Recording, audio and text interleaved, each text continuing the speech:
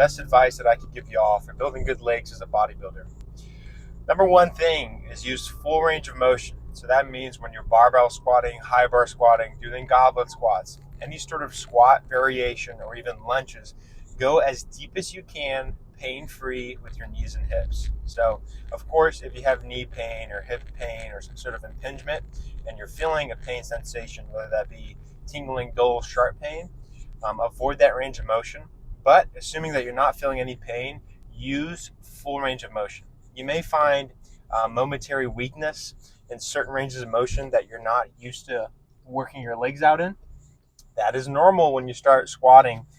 Your glutes all the way down, all the way to your feet or your calves, where your hamstrings are jammed in to your lower leg muscles of your calves, right? Because we're not used to this movement. So as you're getting used to using full range of motion, you're going to feel some discomfort.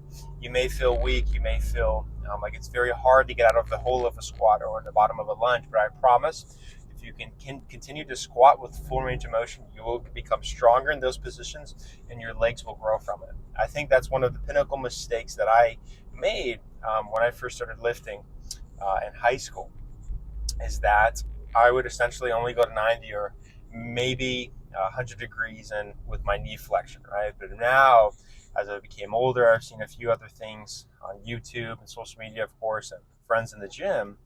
What I've noticed across populations, age groups, etc., and even from powerlifters, bodybuilders, different sports, is all the guys with really good quad development, really good glutes, hamstrings, and calves, they all use full range of motion with a brief pause on the bottom. So make sure that you're using full range of motion, right? Nice, slow, controlled movement, focusing on the eccentric phase, and you're going to grow some big legs. The second tip I wanted to give about growing your legs as a bodybuilder and an athlete is to make sure that you're fully recovered before you do another leg day. So I'm not going to do front squats or any sort of quad movement until at least 2 to 3 days after my last leg workout. And if I'm not sufficiently fatigued the next or second day after a quad workout, then that means I most likely did not apply enough stimulus, also known as I didn't work out hard enough to create the stimulus effect for muscle growth and hypertrophy, or even strength adaptation.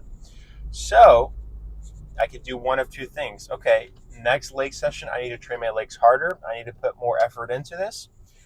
And if I did put enough effort in, then I need to make sure that I'm taking enough rest.